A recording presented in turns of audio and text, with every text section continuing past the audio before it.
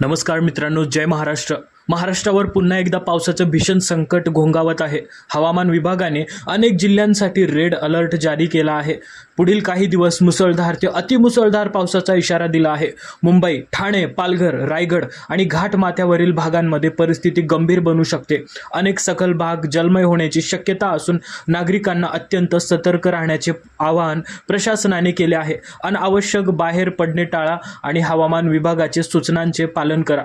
महाराष्ट्रात 4 ते 6 जुलै दरम्यान पावसाचा जोर मोठ्या प्रमाणात वाढण्याचा अंदाज हवामान विभागाने व्यक्त केला आहे.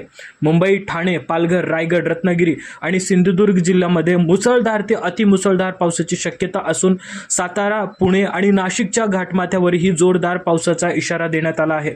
मुंबई, ठाणे, पालघर, रायगड तसेच पुणे, सातारा आणि नाशिकच्या घाट परिसरासाठी रेड अलर्ट जारी करण्यात आला असून राज्यातील इतर अनेक भागांमध्ये येलो अलर्ट लागू आहे. या पार्श्वभूमीवर ठाणे जिल्ह्यातील सर्व शाळा आणि महाविद्यालयांना तसेच नवी मुंबईतील सर्व शाळांना सुट्टी जाहीर करण्यात आली आहे.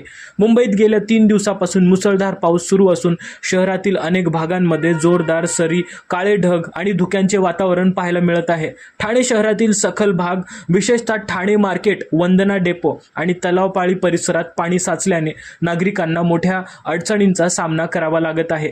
प्रशासनाकडून पंपाच्या मदतीने पाण्याचा निचरा करण्याचे काम सुरू असले तरी पावसाचा जोर कायम असल्याने परिस्थिती आव्हानात्मक बनली आहे.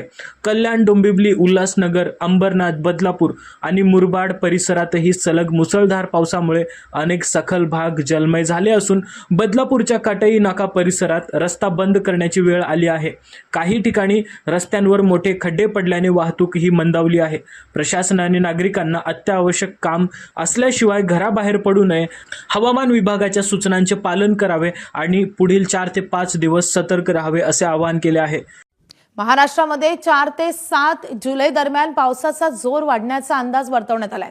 मुंबई शहरासह रायगड, ठाणे, पालघर, रत्नागिरी आणि सिंधुदुर्ग जिल्ह्यामध्ये 4 ते 6 जुलै दरम्यान मुसळधार पावसाचा अंदाज आहे. तसेच मध्य महाराष्ट्रातील सातारा, पुणे आणि नाशिक जिल्ह्यांच्या घाट परिसरातही या कालावधीत मध्यम ते मुसळधार पावसाची शक्यता आहे. दरम्यान ठाणे जिल्ह्यातील सर्व शाळांना आणि महाविद्यालयांना सुट्टी देण्यात आली आहे. सोबतच नवी मुंबईतील सर्व शाळांनाही सुट्टी जाहीर झाली आहे. येणाऱ्या 4 ते 5 दिवसांमध्ये बहुतांश ठिकाणी चांगल्या पावसाची शक्यता आहे. येणाऱ्या 5 दिवसांचा जर अंदाज आपण बघितला तर एकंदरीत महाराष्ट्रातील बहुतांश ठिकाणी आपण बघू शकतो की चांगला पाऊस होण्याचे चान्सेस आहेत, ज्यामध्ये कोकण किनारपट्टी आणि घाटमाथ्यांवर काही ठिकाणी रेड, काही ठिकाणी ऑरेंज अलर्ट आहे आणि इंटेरियर महाराष्ट्रामध्ये येलो अलर्ट उत्तर मध्य महाराष्ट्र किंवा मराठवाडा असेल इथे आहे आणि उर्वरित ठिकाणी आपण हलक्या ते मध्यम स्वरूपाचा पाऊस येणाऱ्या 4 ते 5 दिवसांमध्ये बघू शकतो. तर महाराष्ट्रात आज कुठे कुठे रेड अलर्ट आहे आपण ग्राफिक्सद्वारे पाहतोय.